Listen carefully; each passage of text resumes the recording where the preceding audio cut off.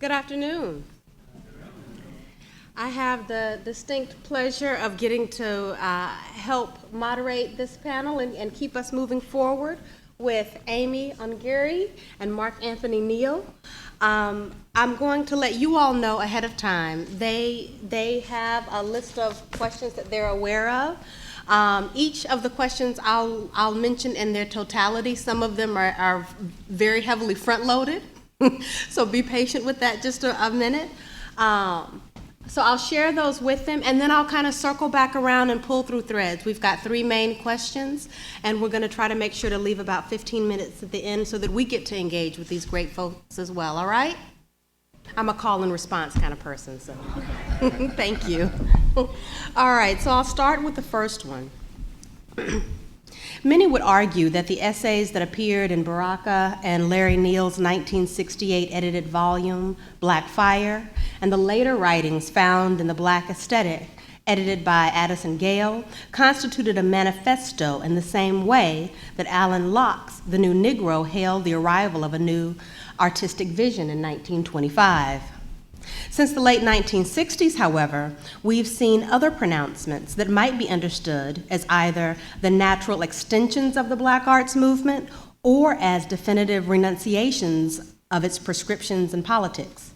For example, the Combahee River Collective statement in 1977, Michelle Wallace's The Black Macho and the Myth of the Superwoman, Sheree Morenga and Gloria Andelsua's This Bridge Called My Back in 1983, and Trey Ellis's The New Black Aesthetic in 1989 are positioned in diametric opposition to Public Enemy's Fight the Power, which was also in 1989, Roz Baraka and Kevin Powell's edited collection In the Tradition, particularly the introduction, August Wilson's The Ground on Which I Stand, and some of the more recent post-race, post-Black, post-identity work by Thelma Gordon and others. So that's the front load part. How do you see this trajectory, or if you prefer sequence, however selective it might be, and what does it say about the genealogy and the intersection of Black art, politics, and culture today? Would you like to start? Yes. Yeah, and let me say, I was so happy to be asked to do the panel that's named for Blues People, because this is one of my favorite books.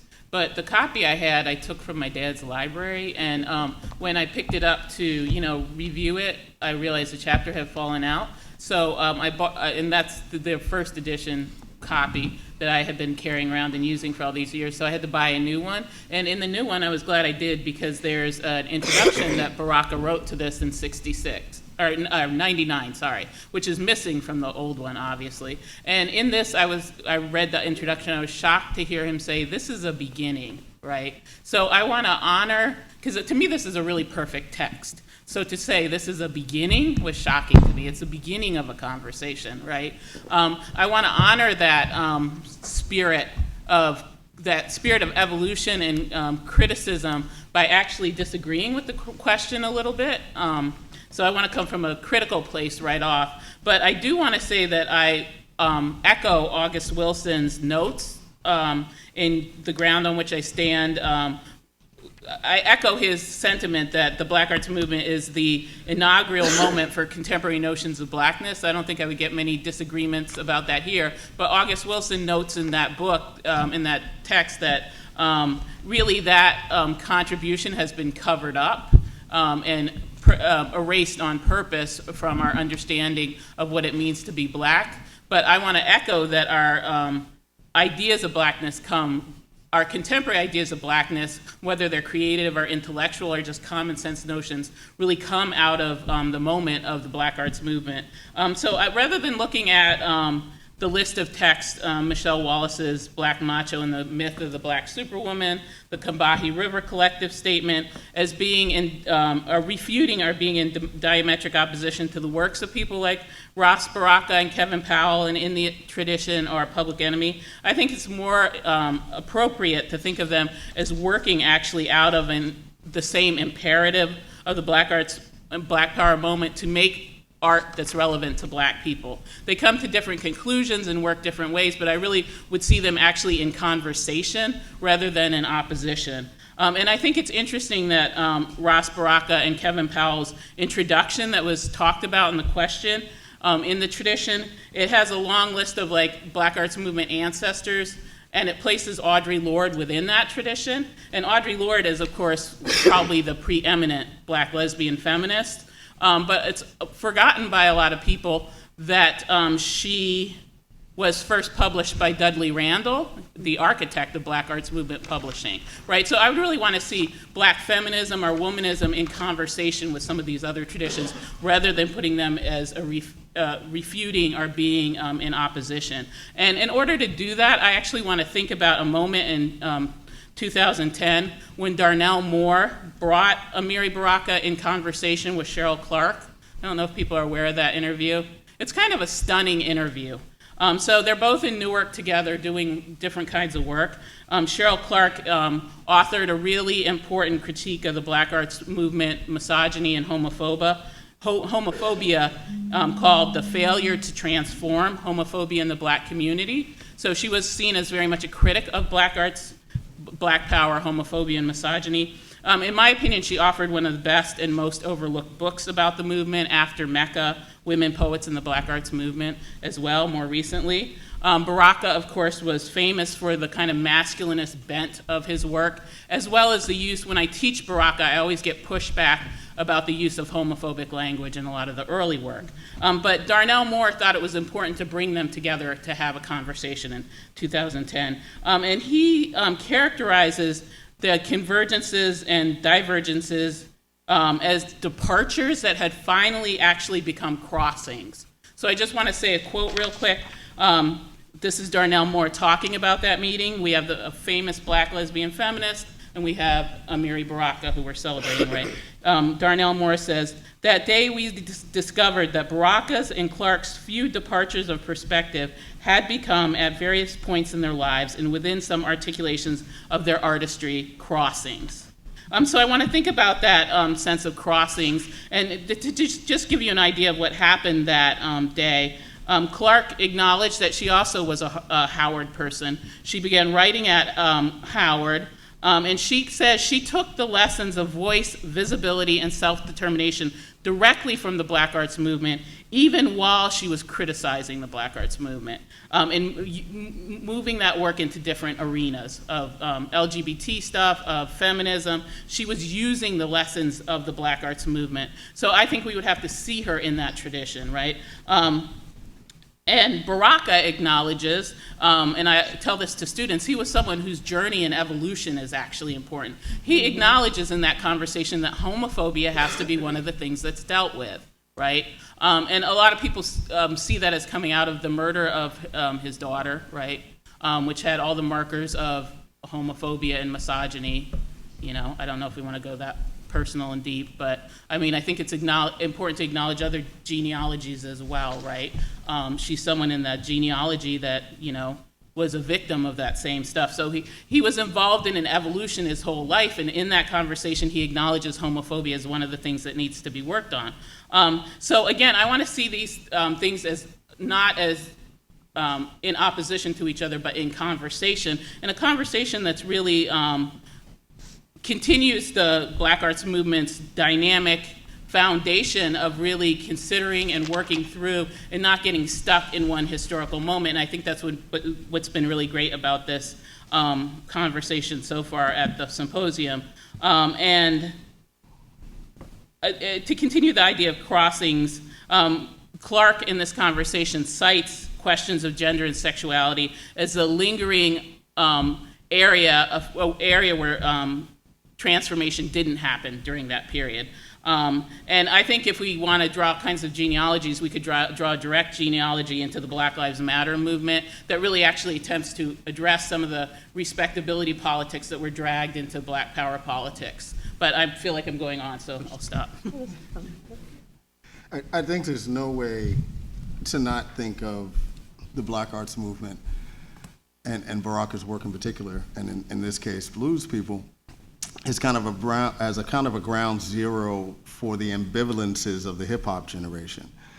And by that, and those ambivalences are as important for a group like Public Enemy and its distinct cultural nationalism as it was for Trey Ellis trying to work through some sort of ideas of identity. I think the reason why, it becomes ground zero, because I think as folks begin to excavate Baraka's own life, what you see is a life that is always in motion, that's fractured, sampled, for lack of a better way to describe it. I think about Trisha Rose's work in this regard and how she talks about theoretically what hip hop is as flow, layering, and sampling. And this is a generation that fully understands that. If there's a figure that I think was critically important, and you've had the chance to see, Baraka the Poet, the episode of Soul, what Ellis Hazlip is doing in terms of soul and the conversations as he's pulling together, Baraka the Poet, the conversation with Farrakhan, his willingness to put folks like LaBelle, with a very, very out, Nona Hendrix in that context, the way that Hazlip is conscious of how his own sexuality is being read, in the context of this, this becomes, I think, the blueprint for this next generation of folks to work through the embrace of the Black arts movement and Black nationalist politics, at the same time trying to deal with the reality of, and I don't want to call them postmodern, but these meta-identities, that are being produced very fast and very furiously in the context of the marketplace, in the 1980s. So I find it's not unusual in that regard that someone like Darnell would feel the need to bring what folks saw as very distinct tensions in the Black arts movement that this generation doesn't feel as distinct tensions. The genius of Black Lives Matter, right, is an embrace to respond to a clear anti-Black politics, but making sure, because we get caught up in the conversation between Black Lives Matter and all lives matter, right? But what Black Lives Matter is about the fact that all Black lives matter. And of course, when you think about the generation of the Black arts movement, there wasn't a cultural space to have that conversation then, for a range of reasons that we're all aware of. I think when you think about where Black Lives Matter is at this moment, the forefront in which we see Black women's voices, where we see Black queer voices. And I think the fact that we have a national movement, and I'm going to embrace it as a national movement, we could discuss that in some sort of context. We've never had a national movement in which Black trans lives were ever even visible or acknowledged, let alone being at the forefront of these kinds of moments. And I think there's no way to look at this moment here and not claim that as part of a genealogy of what Baraka was doing 50 years ago. Exactly. I just want to, thank you all. I just wanted to circle back around to some of the ways you responded in terms of the notion of points of departure with you, Amy, crossings, intersections, the notion of dialogue. It made me think in terms of the way both of your work is enmeshed in culture and technology, this notion of sandbox, toolkit, that is more productive than thinking about a straight trajectory, and is more productive than thinking about a straight genealogy. And when you talked about the evolution of Baraka's thought and the way in which he framed that, that evolution also is more of a spiral and is that sense of points of departure and return and departure and return. Given that, the next question has us think a little bit in terms of diaspora. Thank you. The various conceptualizations of Black art, culture, and politics, for that matter, that proliferated during the 40-year period from 1964 to 2004 have now expanded in very concrete and material ways to include concerns about diasporas and Black transnational communities. This would include, for example, Afro-Latinas and Latinos, Caribbean and multiracial, multi-ethnic social and cultural concerns, among many others. Some of these developments produced important new intersections and ideas that were at the core of the notion of a Black aesthetic, Black art, and politics.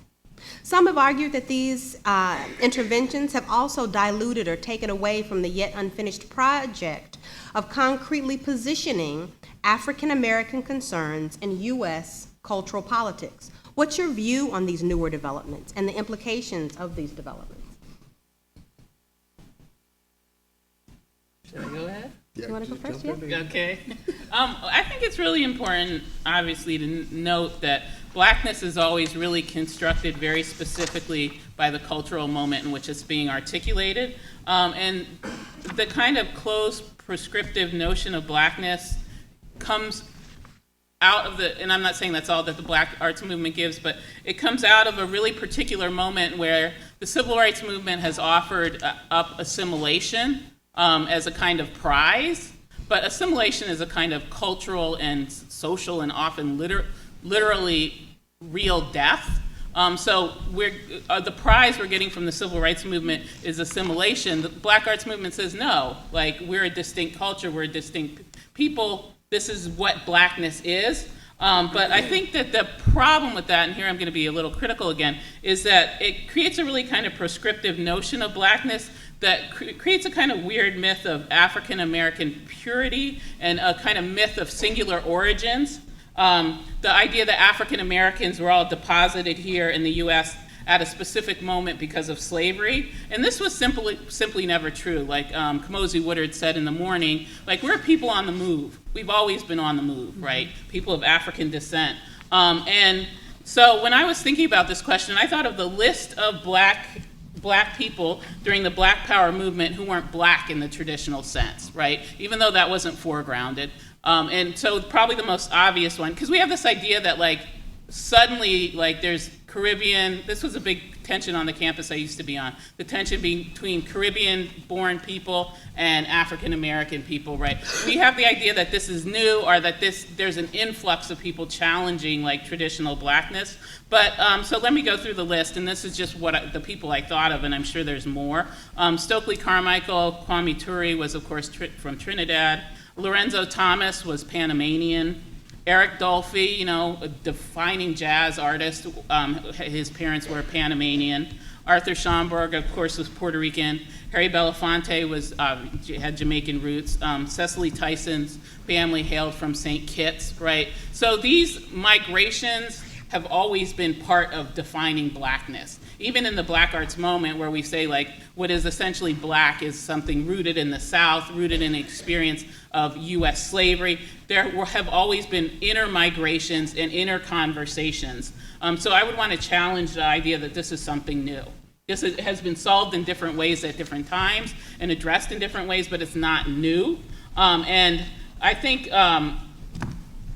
for example, when Dizzy Gillespie is in conversation with Afro-Caribbean, Afro-Cuban musicians, he has this musician, Chano Pazzo, who he's working very closely with, right? And a journalist says to them, he speaks Spanish, he can't speak English. You only speak English, how do you talk to each other? And he says, and Chano Pazzo says, we speak African, right?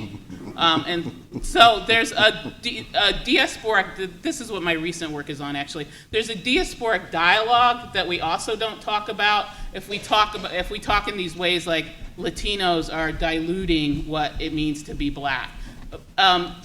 Spanish-speaking people have always been part of Blackness. I'm working on a jazz musician who appears in films in the 40s and 50s from Cuba, an Afro-Cuban musician. So I'm looking at a lot of that kind of work about music culture. And I just want to give you one quote from someone who writes about Afro-Cuban music. He says, Ned Sublett says, quote, from 1917 on, there is no African American music in New York in which Puerto Ricans don't figure, right? So if we're talking about like Latinos as diluting and challenging, we actually have to know our history and go back and say like, well, what about their contributions in jazz? Is that a dilution? So again, I'm going to kind of challenge the way the question is formed, and I think it's something that really should really be in discussion about, because on many campuses I've been on, it's been a kind of they're taking from us kind of thing is been a kind of tension. So this evening at 7 o'clock, Rosa Clemente is speaking at Duke. And I reference Rosa in this context because this very conversation that we're having, that she is the perfect example of what that means to think about Blackness as diverse and there being some power in that diversity, right? What does it mean for this Puerto Rican woman from the Bronx to always be clear about the fact that she is a New World African, for lack of a better way to describe it. In fact, it's a conversation that Rosa has with Yaba Blay, who's Ghanaian born and grew up in New Orleans, about Rosa claiming her blackness that forces Yaba to actually do an amazing work called One Drop that looks at this incredible range of skin colors of folks from albino to dark that claim blackness, that's doing incredible work in terms of intervening in these conversations that we're having about what blackness is, at the same time that the larger society is talking about post-race, right? What does it mean for someone who's albino to claim blackness when everyone is pushing the conversation towards post-race? Even, and I don't want to get too much into Rachel Dolezal at this particular moment, but what does it mean for her, no matter what we might think about her and what some of her choices and decisions were, what does it mean for a white person to choose to be politically black? Right, at a time when that, given the terrain in terms of violence against black bodies, you have to wonder why even some black people would choose to claim to be politically black in this particular kind of context. And, to Amy's point about jazz music, we can't talk about hip hop. Hip hop as a diasporic form born in the Bronx that does not occur without the immigration of Clive Campbell from Jamaica to the Bronx in 1968, that does not occur with these African American migrants from the South, Puerto Ricans, Dominicans immigrating to the United States, folks coming from the Caribbean, these young folks trying to find a common language to communicate with each other, and using music and movement and art as a way to talk about it. And in fact, that diasporic aspect of what hip hop is has largely been gutted out of the culture, right? So folks don't necessarily know that Busta Rhymes was Jamaican, right? Folks don't remember that Biggie had Caribbean roots. And Jay-Z, look, this is a dude who was born and raised in Brooklyn whose dad's name is Adonis, right? You can't tell me this dude don't have Caribbean roots, right? But of course, it's been muted throughout the context of his career, so that if he was actually to claim those roots, we would find it strange and oppositional, right? So, becomes a question about, Amy mentioned this idea of the purity of African Americanness. I'd like to talk about the hegemony of African Americanness as we talk about blackness as a global phenomenon. And again, can I just jump in? Because my point is that this is not new. He's the new black man, I'm an old black woman. And so let me tell, he can talk about hip hop, but let me talk about jazz. Because, James Reese Europe's band is credited, they were associated with the Harlem Hellfighters, right? They were the band that accompanied the black troops or whatever. They're credited with introducing jazz to Europe. So when this band went and played in Europe, and his name was Europe, but James Reese Europe, when they toured Europe, people were so stunned by the music that the other musicians wanted to examine their instruments. They'd never heard anything like it. And that they're credited with popularizing jazz in Europe, and introducing jazz and making it what it was in a certain way. But that, we talk a lot, we celebrate that group, we celebrate James Reese Europe himself, but that band was like half Puerto Rican. So this is not a new phenomena, right? This is not something that's the recent migration of hip hop. This is something that is blackness at its roots, so that hasn't necessarily been acknowledged. In both of your answers, both of your responses, these productive responses, part of what I find productive in reading the question and hearing you is the difference between what's real and true and present on the ground in everyday life, and the technologies that allow them to be made visible. So in both of your responses, I hear you saying that the realities have always been multiple, have always been mixed, have always been micro-diasporas moving in discrete locations, but there haven't been boxes, there haven't been avenues, technologies that allow them to be made visible. And so I wonder what is happening new in this moment that is helping those realities that were rendered invisible become more visible and able to be talked about.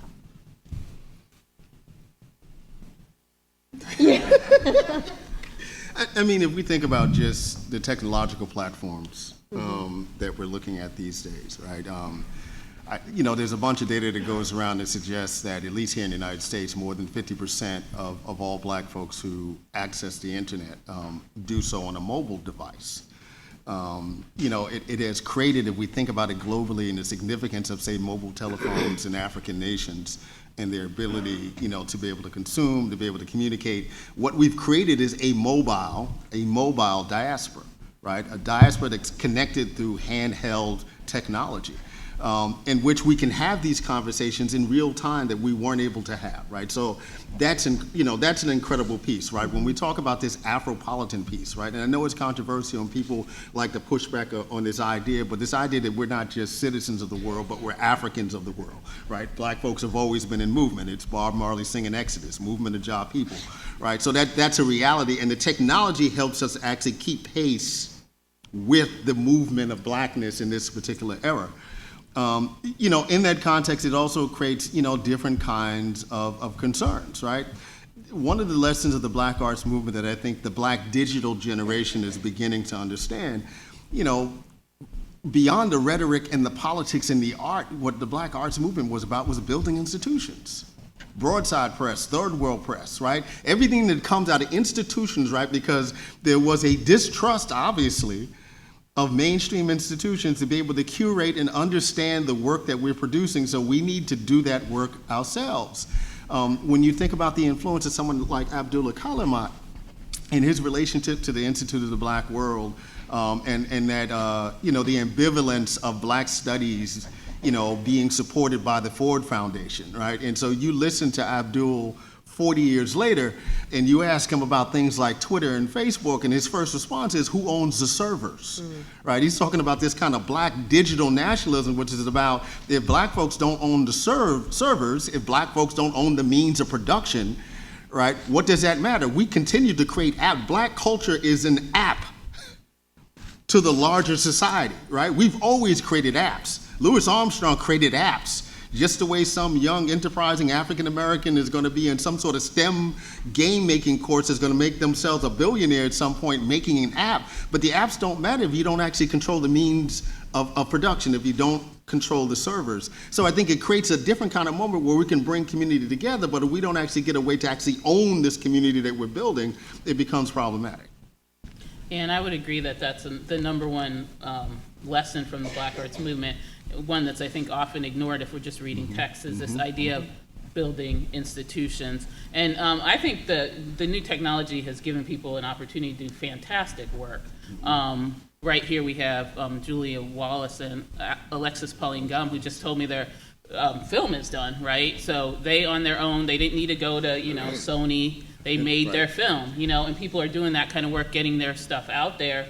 But at the same hand, I think we're not learning enough the lessons of the Black arts movement in terms of institution building, but also in terms of consumption, because we're really enthralled to consumer culture in ways that I think are really dangerous. One of my students, KRS-One, came to the town where I was teaching. One of my students said, come with me. And normally I would say no, but it was KRS-One, so I went. And when last I saw KRS-One, because like I said, I'm old, the audience was all Black. This time there was not another Black person in the audience. I was stunned. Wow. So after the concert, I was talking to his manager, who was kind of hanging around, and I said, how did the audience get all white? What happened? And he said, our people don't know what they like what they know. So in a certain way, we feel like we've arrived because we have Beyonce, but who is Beyonce? What is Beyonce? Compared to Abby Lincoln, so I think there's a certain way where this... That's unfair, Amy.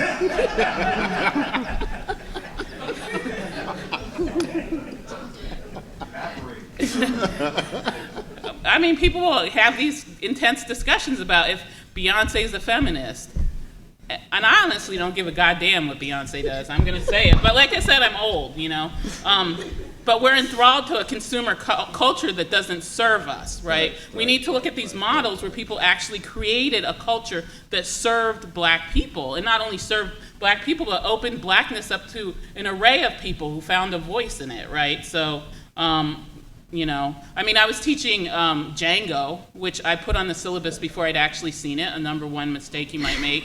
And when I saw it, I thought it was one of the worst. I felt traumatized by seeing the movie. But when I got to class, everyone loved it. And we had a straight out argument. Like, I was screaming at them, they were screaming at me. And so finally I was like, but how can you compare this to Sankofa? It turned out nobody had seen Sankofa. Right. How can you? I assumed graduate students had seen Sankofa, but we don't go deep enough. We just, keep eating the shit they're serving us, And so there's a lot of lessons to be learned from the Black Arts Movement. #1 is create a culture that serves the people. Sony is not going to do it. Beyonce doesn't do it. BET's not going to do it. Yeah. So, anyway. You all are already well into the third question, which is wonderful, which is about the ways in which you both have written about technology, the commodification of Black culture. I like this notion of technologies of mobile Black diasporas. Can you talk more? What would you say in terms of your own research and analysis? Will you talk a little bit about your approaches to this, some of the new technologies, and you've started to do this already, their possibilities for overcoming some of the implicit logics and doctrines that accompany them? Well, I think we're in a period of tremendous possibility. I was amazed that they made their movie in like a year, right? That's amazing. A lot of Black independent artists would work for 15 years to make a movie in the past, you know what I mean? And so the new technologies is a very big realm of possibility, but I really feel like people haven't learned the lessons in terms of, what those possibilities could be used to do. On the one hand, like these YouTube stars, I think are really interesting. Oh my God, what's the video that everybody, I can see it in my head, but I can't remember what they were saying. She's Ratchet, that video. A student again drew my attention to that video, which I think is interesting, actually. I think there's a lot to be said about it. Once I saw it, I was like, that's really interesting.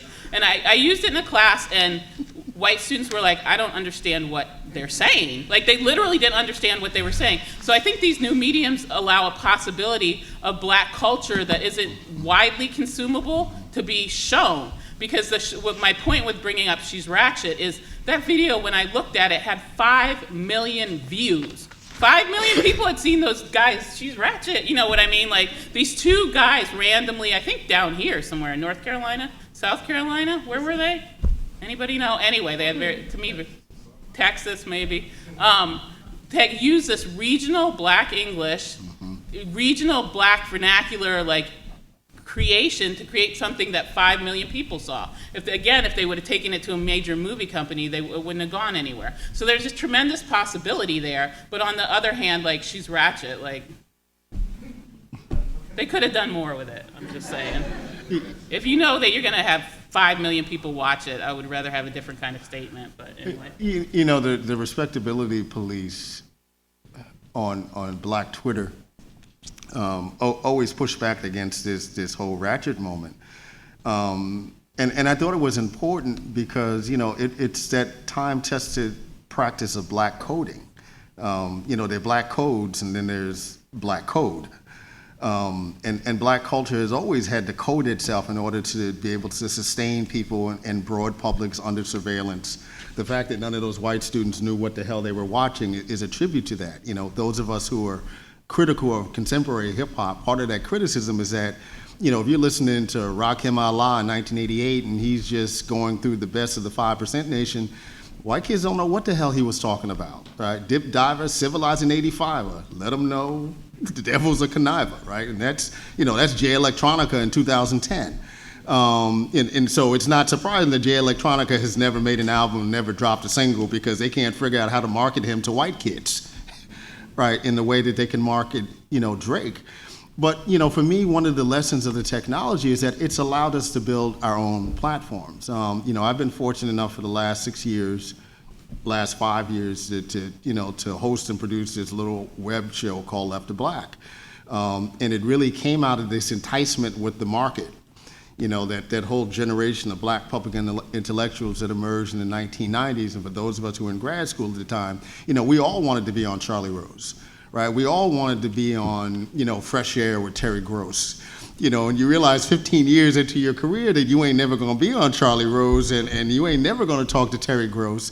You know, so you go back into our archive and you create your own shit, right? Like Gil Noble did with Like It Is, like Hazlip did with Soul, right? I mean, you just create your own platforms, right? And the beauty of this moment is that, you know, we launched our 6th season, you know, on Monday, and the guest was Rosa Clemente, right? And you think about, you know, think about the Republican vice presidential candidate from 2008 and how she has circulated in the culture, right? As dumb as she is, you know, for the last 7 years.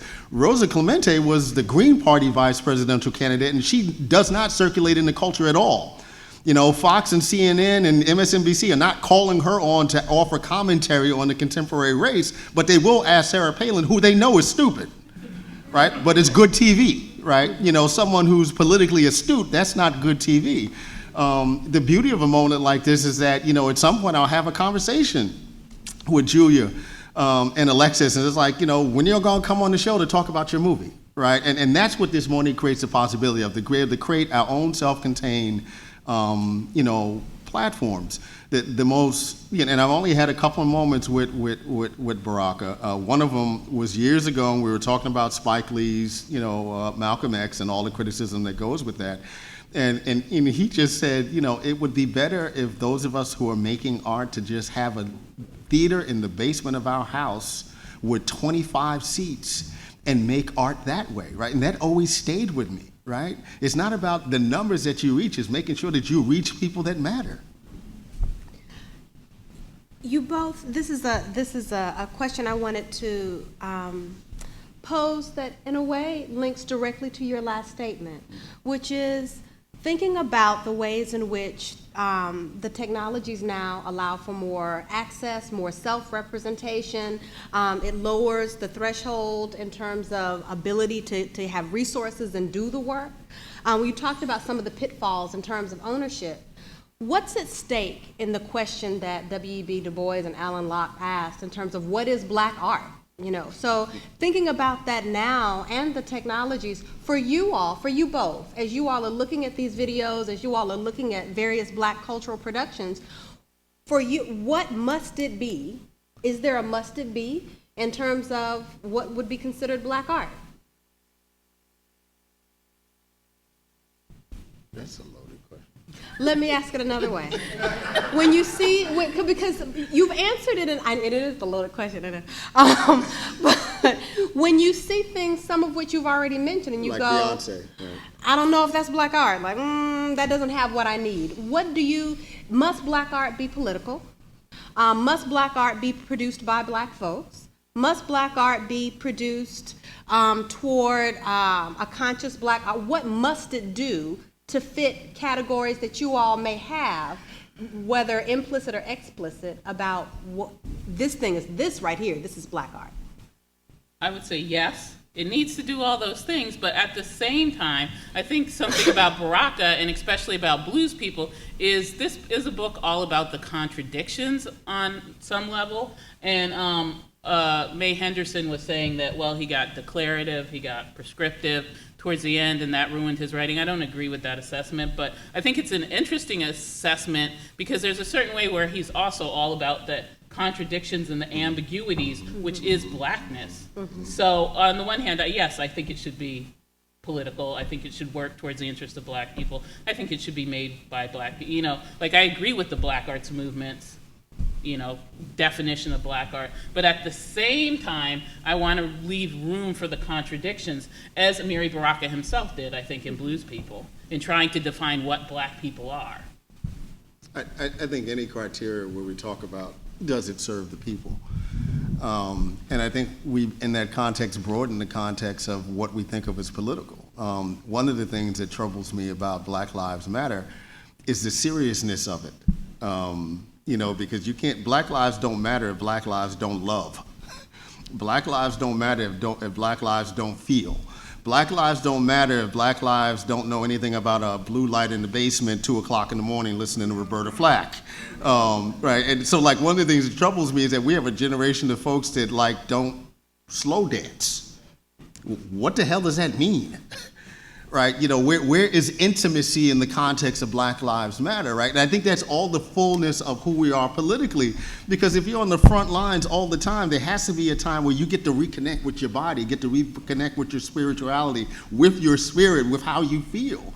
And so I think Black art is broadly serves that. So in that context, you know, Erykah Badu singing a love ballad is as much a part of that moment as something that's coming from Jasiri X. You know, in terms of political music in that context, right? Films that deal with us working through the intimacies of our lives are as important as a film like Sankofa that talks about the reality of what it means to take a stand in the ground and push back against white supremacy. Thank you all. First, I want to allow a chance for us to just recognize them, and then I want to open the floor. Thank you.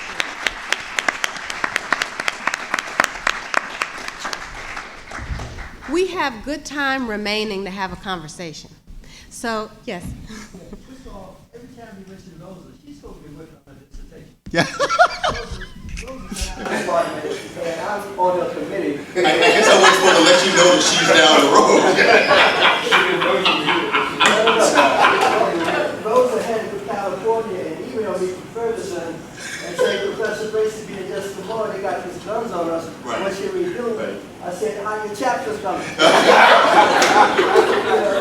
trying to keep her alive so she can finish. Finish the dissertation. She did say on Facebook that she's going to be finished any minute, though. She did. Just a few days ago. On Facebook first. Like Pharisees and Roman city. No, but she's us. I mean, the complexity is there. I want to take it back to you because I'm older than you are. I grew up here, back to Howard, back to D.C. I grew up on the street, you know, Gresham Place in Washington, D.C. At the first part of the block were the Abelinos, who said they were Portuguese. They were from Capo Verde, right? But they said they were Portuguese. At the other end was Grattan Betancourt, right? Fathers from Cuba. Never learned to speak English but taught us baseball, right? Worked in the steam plants at Howard, right?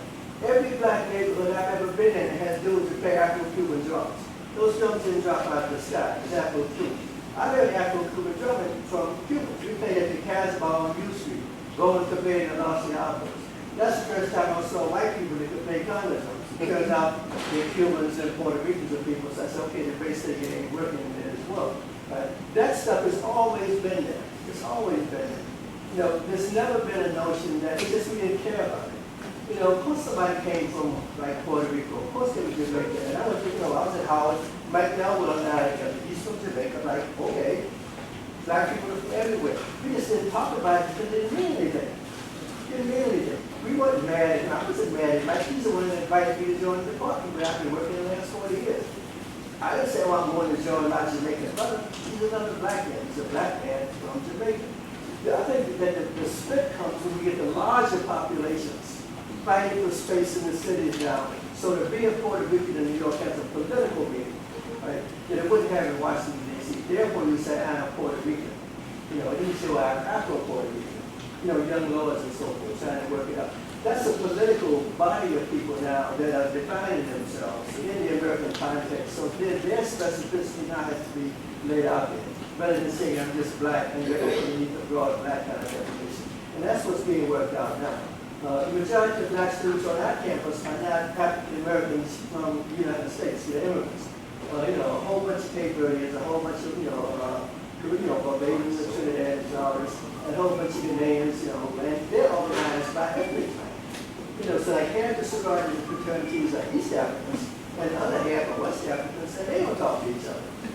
You know, and they won't come to a meeting with black people because they say they're not black. They're Ethiopians and Somalis and that. They're working out their notion of race in this world, which is not the notion of race we came up with. Because white people didn't give us time to talk about these distinctions. If you're not white, you're black.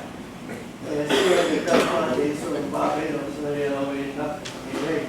You might make it talking, that's fine. Right? Or we're sitting in Howard and sitting there with me on Georgia Avenue complaining about black Americans. I said, you're at Howard University. Like, why ain't you over there in Georgetown? Right? You got to be at Howard because you can't be nowhere else.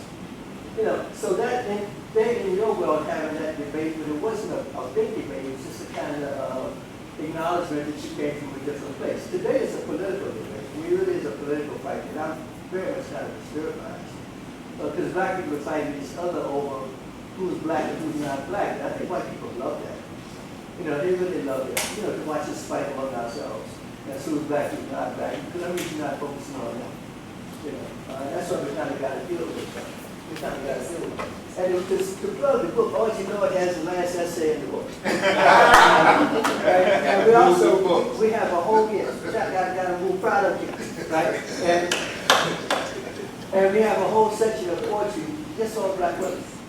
You know, and it had to be there because, you know, when I first heard Sonya for the first time, she's cleaned up some of my language a lot. We never heard that before. You go to hear a black woman and they start talking about sex and all that stuff in public, and you're like, whoa, okay. Like, why are you bringing this up? And then you gotta start that discussion in public that has never been anywhere before. And that's part of black awesome. That gets at that point in time, and we're still working at it. Okay, a couple of things. We were talking about, I want to hear more about your definitions of what is black art and what constitutes blackness. Because, well, we were talking about Beyonce, and as you said, you wouldn't consider Beyonce and her music as black. And I didn't say that. I said I wouldn't consider listening to Beyonce. But she can be black. Everybody can be black. I don't mind. But should that be played alongside Abby Lincoln? No. Never. Personally, the recent Abby Lincoln. But I mean, with that, I mean, to a certain extent, people could say that Beyonce is, I mean, in majority of her tenure all the way from Destiny Child, probably never heard her say the word black much at all. But especially given her sexuality and feminism, some people could say that it is just as even politically black as Lauryn Hill. But I mean, well, see, I want to have a different discussion. I don't want to discuss if it's black. I want to discuss is it music, because I'm not sure it is. That's a whole other discussion. But I mean, okay, another reason why I bring up the question of blackness is, I mean, you mentioned that if someone has to tell black people's story dealing with, I mean, whether it's taking a stand for against an oppressive regime, or if it's just the black everyday life. I mean, the black theater class we studied play a day of absence, where there was like one black person, one black character in the entire play, but the rest of the cast was white people, and it was a day of absence where all the black people had disappeared, and all the white people were wondering where the Negroes went. And so that's one thing, but it was telling the necessity and importance of black people, but even more so. Okay, what if I do believe this play was written by a black author, male black author. What if this play was put on by, was ultimately written by a white female, telling the importance of black people? And, or, what if, I mean, as I've seen the pictures, I read this entire play as just face value, then come to find out the play would be put on in whiteface. Could be by, I mean, an all black cast, or, I mean, a diverse cast. How could that constitute to blackness and the definition of the necessities of blackness, whether it be political, the cultural stories of black people, or etc. So I'm teaching a class on black satire this semester. We started with George Schuyler. We're going to end with Kiese Lehman. We're reading Adam Mansbach at the moment. Very, very Jewish Adam Mansbach, who wrote a book called Angry White Black Boy, which I would argue for his generation of writers, late 90s, early 2000s, is probably the best black satire written about hip hop. I don't know if I'm going to make the argument that Adam is doing black art, but I'm teaching it in a black satire class, right? I think there's a way in which there's a value to white privilege in certain contexts. So Adam can say things about white supremacy in that book that a black author would never be able to say, and clearly would not be able to say and circulate the way Adam does, right? So I think it's important to value that, right? When, you got someone like, what's the dude, When a Man Loves Him, Michael Bolton, right? When you got Michael Bolton and Kenny G's in the room, and any number of black artists could be heavily critical of it, right? But when Pat Metheny and Steve Earle make two separate and distinct songs critiquing, right, someone like Kenny G, it carries a certain kind of power and weight for it. So I think, we have to be, what's the word I want to, strategic in terms of how we think about black art. Now, the Beyonce piece, Beyonce can't circulate in the broader culture as black. We understand that. But, we're shapeshifters. And if you're listening to Beyonce's voice, which I would argue when all is said and done is the most important part of whatever it is that she represents, you can't hear Beyonce's voice and not hear Kim Burrell. And I'll be damned if we say Kim Burrell ain't black, right? Or Kim Burrell's vocal practices aren't black, right? Because they're the vocal practices that, in fact, inform Beyonce, right? When you hear Beyonce's pacing, right? The way Beyonce runs up to a note, right? The way black folks have always run up to a note, run past a note, right? Run past a note and then double back twice. I mean, all that kind of stuff that we do around the note, right? That Western art calls melisma, but that doesn't even really capture what the hell it is, right? Right? It just captured it in the Western tradition, right? And even then it doesn't fit. There's stuff that she does, right? And then when we think about them politically, right? Mr. and Mrs. Knowles Carter, right? The art, yeah, there's some questions, right? But who's writing those checks if they can't tell nobody they write and getting folks out of prison in Ferguson, right? We're shapeshifters, right? So that makes it very different. We need to be reminded of that before we make certain kind of public claims about what people are doing or not doing, right? For all the problem that Lincoln Perry, quote unquote, Stepin Fetchard reads as problematic to us now for his performance as a coonery, right? He's one of the biggest benefactors of black social protest groups like the NAACP and the Urban League, in the 1930s and 1940s, right? Which is why Ali understood his value and brings him into his camp so that he can have a livable life, as Ali's, having a different kind of trajectory. Yes, and then yes. I'm older than all of you guys. So, You older than Mercy? I'll be 74 in November. I think I'm older. No, that's me, 74. Okay. And we talked about the ability in this technological way to use these platforms. It made me think about Baraka again, who created an LP and a 45. You guys know what 45 is. Which he sampled Baby Baby over about, he did Beautiful Black Woman, his poem, over the music of Smokey Robinson's song, Baby Baby. And sampling, it was flowing, Yes. it was the whole thing. He just didn't have an app for it. And he also did that with a new jazz combo where he did black art over the music. So he was there, experimenting all the time, self-creating, self-publishing. And it's consistent with some of what you guys were saying. He used whatever technology was there at the time, he appropriated it and produces his concept of black art. And we slow dance to that. Yeah, just on his last piece, let's remember, most of the hip-hop generation was in Baraka's living room. Right. He mentored many of these people. In terms of the identity, though, let me go back. The identity thing is an important issue. Usually our identity is strategic. And we're in a life and death situation, and we're going to make compromises in order to save ourselves. So we were first Anglo-American. Then they said they're going to send us back to Africa. We became colored American. It's a strategic identity, right? Du Bois frames the choice, the souls of black folk between American and Negro. He could have said brown and black. but he made a strategic choice, because that was, you know, there, the caste system, right? But he made a strategic choice for our survival so it's a conscious and a poetic choice to make. Stokely, obviously Caribbean. Many of my mentors were Caribbean in the Black Power movement, but they looked at the situation they were in and chose Black, Malcolm too, because globally we needed that identity, whether you're in Australia or London, to survive when many people were being annihilated, right?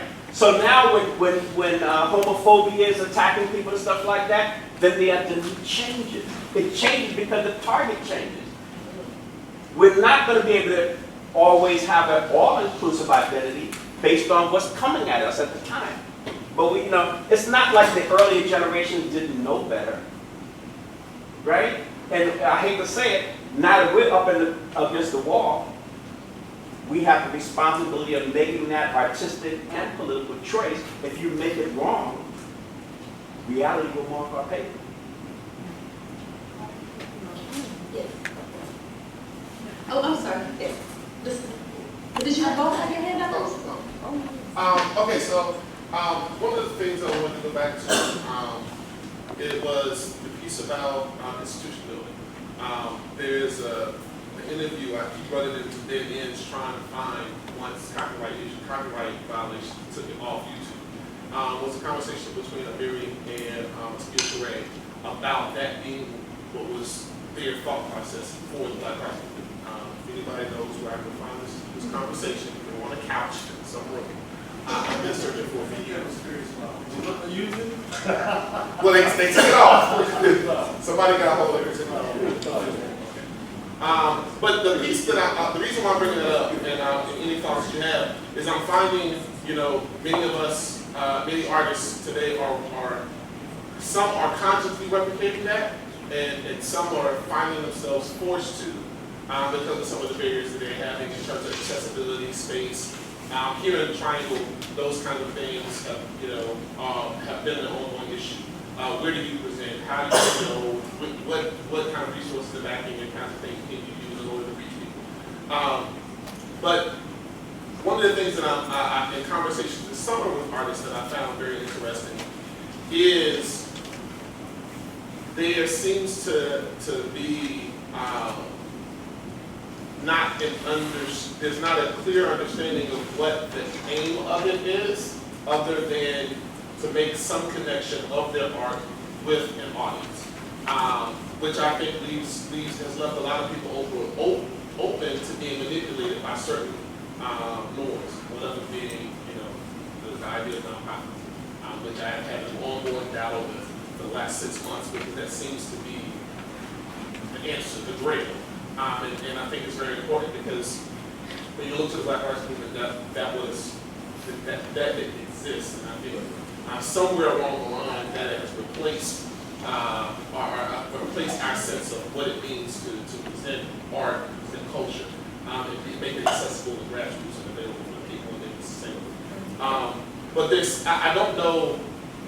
I've kind of tried to search for a way to help folks understand, because seeing the end, regardless of whether you ever achieve it, and there were some things that can help sustain the steps and decisions that you make.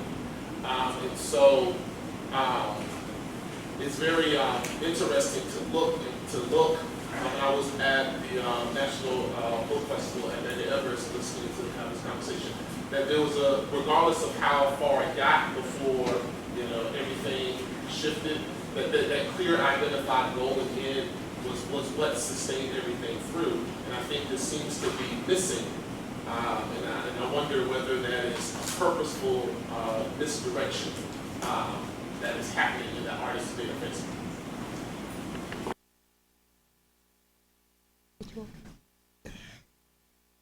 This is not going to sound right. Amy wants to pretend she's the only old person up here. I've often been worried by whatever we want to claim our youngest generation of producers as. And aimless is not the word I want to use, but I don't think they have defined what freedom is for them. And it don't have to be our freedom, right? It don't have to be the freedom of those folks who walked off plantations in 1865, right? It's about them defining their freedom.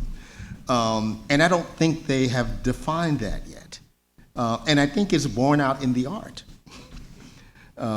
You get glimpses of it, right? You know, Kendrick's All Right is a glimpse into that. The fact that they're so hell-bent on recovering Nina Simone is part of that process of them trying to define what freedom is for them, right? And, you know, the people have a conceptualization of freedom and the artists fall in line, or the artists have a conceptualization of freedom and the folks get inspired by it, right? I think they're still trying to figure out what that is. You know, when you're organized all the time around trying to keep something from killing you, you don't actually have the time to climb up into your head and imagine what the best life is for yourself. Right? You know, when I listen to someone like Sekou Sundiata, right, he's talking about how for him, his generation, that black arts generation, was likely dreamed by some slave just trying to find the time to climb up into his head and imagine freedom. That's a powerful image for me, right? And I'm wondering where our young folks now get the opportunity, right? Because that's the other side of the technology piece, right? You know, all these deaths that we know, right? The report that we get from the Malcolm X grassroots movement, these are always already known for us. This is not any new information for us, right? But we're being bombarded with it in a way that I'm not sure, they're almost like we're being re-traumatized by the thing that we already know, right? So, you know, we see Black Death all over the place, right? How many of you actually saw those two news folks being shot in Virginia, right? Their humanity was protected in the violence of their death. Our humanity is never protected in the violence of our death, which is why Mike Brown's body stays here on the ground for 4 hours. So when you're dealing with those kinds of realities, right, do you ever have the opportunity to simply climb up into your head and imagine what the best life would be for yourself, for your community, for your people, right? And I think that's borne out in the art. I wish I could. We're at time. Are we able to go over just a bit? Well, we would actually go over and we have to hear from Woody King. I was going to say. We're talking about institution building. You can take these 2 questions on this side, and don't worry about my question. Okay, fair enough. Yes. Okay, the brother was talking about day of absence, and what kind of professor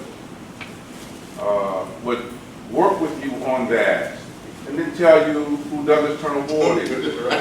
What kind of professor would let you read that and not tell you everybody in the play is black? Well, I mean, she didn't tell us this initially. No, that's what you just said. I'm just going back to what you just presented to the panel. It's the articulation of our ideas and the room that might walk out of here thinking, wow, this brother don't know who Day of Absence is. The seminal African-American playwright wrote a play with all black people to do it in masks and painted face. And it's one of the funniest plays you will ever see. So obviously you didn't see it, you just read it. Right. Okay? And if you had that on your syllabus, it had to be about what it was about. Either you missed class or... No, well, how we did it, she just said, you know, it was on syllabus. We just read it, and then we came in the next day and talked about it.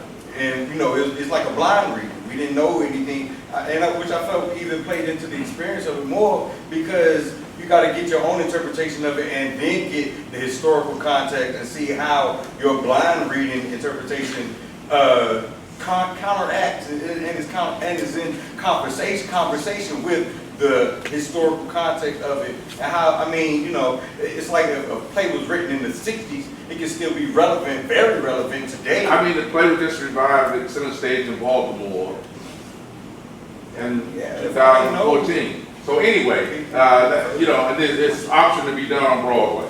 So, you know, somehow we miss the conversation The conversation has to be there. The conversation has to be there about nonprofits. All those dance companies in the 60s, from LAO to Diane McIntyre to Sounds in Motion to our theater company, all these are nonprofits, okay?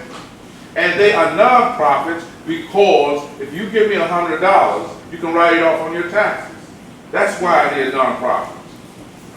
You understand?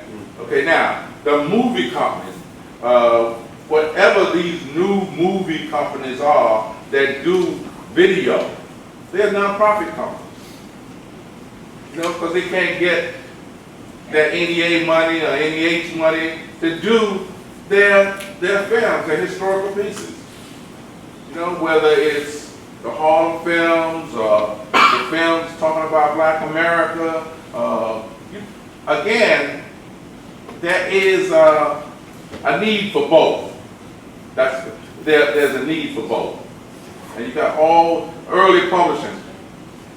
Broadside Press is a nonprofit. Okay? And they get hundreds of writers. Poetry, you know, the early poetry magazines, nonprofit. So I just want you to know that. There was a hand on this side. I had a question. I forgot it. I was thinking about the parallels between the Black Power and the Black Arts movement today. I feel like who's really fighting for really basic things, like Ahmed Muhammad wants to be an engineer. It's a really basic thing. So it's sort of fighting for the humanity. I want to be an engineer. I want to be a doctor. I want to have these opportunities, right? And art is like a way of like pushing through that wall, so that we can get out there and do these real things that we really want to do to our own communities, right? And I think like hip hop, sort of does the same thing in a sense, like Kendrick Lamar. It really speaks to people who really don't have that opportunity. It might not be going to college, right? So that hip hop comes after, right? And also, we also have another aspect of Blackness that we're professionals, right? Engineers and presidents, right? That's sort of a beautiful thing. And it's good to have Black Arts Movement. We can go to a bookstore and say, oh, I'm picking with Amiri Baraka. He speaks to me, right? More so than Rock Cross, you know? And it's great to always have those different perspectives and get them out there. Well, Spotify today, millennials do Spotify a lot. SoundCloud, right? Twitter. Use all these avenues to reach broad audience.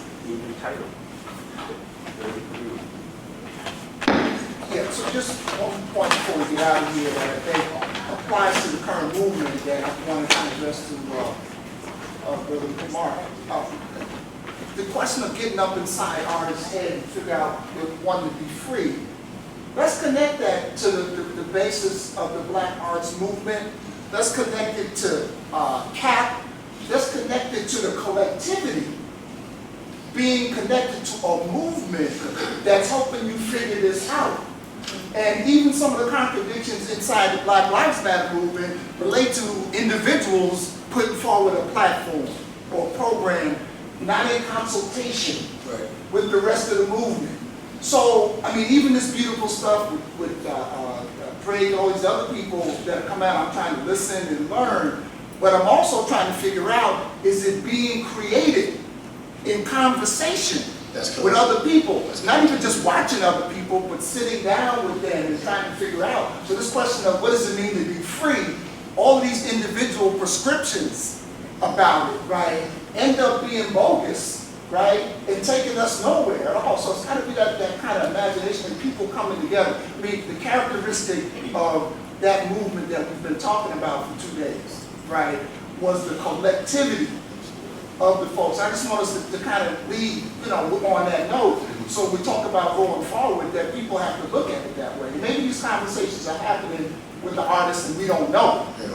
But yeah. I mean, that's the genius of Kendrick's To Pimp a Butterfly. To really understand what's going on in that album and why it resonated the way that it did is because it's not Kendrick Lamar. it is Kendrick Lamar and a host of collaborators. Folks like Kamasi Washington, folks like Terrace Martin, Terrace Martin, the church boy, right? I mean, so he has all these collaborators to create a full statement. So it's not just what's in Kendrick's head, right? And even if what's being said is in Kendrick's head, the sound of it is much more collaborative, right? So I think you're absolutely dead on with that, right? Where is the space of collectivity? And I think when all of these activists met in Cleveland back in July, when it was the first time where some of them actually ever met face to face, I think they had that aha moment, right? How do we create a movement that is both analog in the way that grassroots movement is, but a movement that's also digital, right? How do we find this middle ground, the analog and the digital, to actually push this thing going forward? Saying collectively, right? There was a question.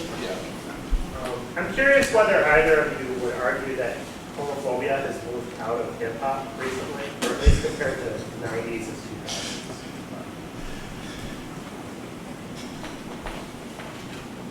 2000s. I'm not. Like I said, I'm old. I know the golden age of hip hop. I know that, because I grew up with that. But the hip hop I listen to now, which is very limited, is all queer. So I think hip hop is you can speak to this more, but there's a diversity of expressions, and in so much as there's openly queer artists, and a lot of them are good enough to catch my jazz ear, I would say that that's something that's different than the golden era hip hop. I don't think hip hop artists, even now, or 20 years ago, were as invested in homophobia as we think. I think they were forced to have a very limited language to talk, and one of the easiest things that they could fall back on was homophobia, and in some cases sexism and misogyny. That's not to say that some of these cats weren't homophobes and sexists and misogynists, but I think it was an easy language for them to fall back on, given the limits of what they could express within the contents of the music. Because the reality is, for all these guys, and 50 Cent is a great example, right? When you see the cover of Get Rich and Die Trying, right, and 50 Cent sells 10 million copies, he's selling 10 million copies to everybody in the room, right? 50 Cent, Curtis is very conscious that his greased up, tatted up body, right, is going to sell 3 million records to men who desire him.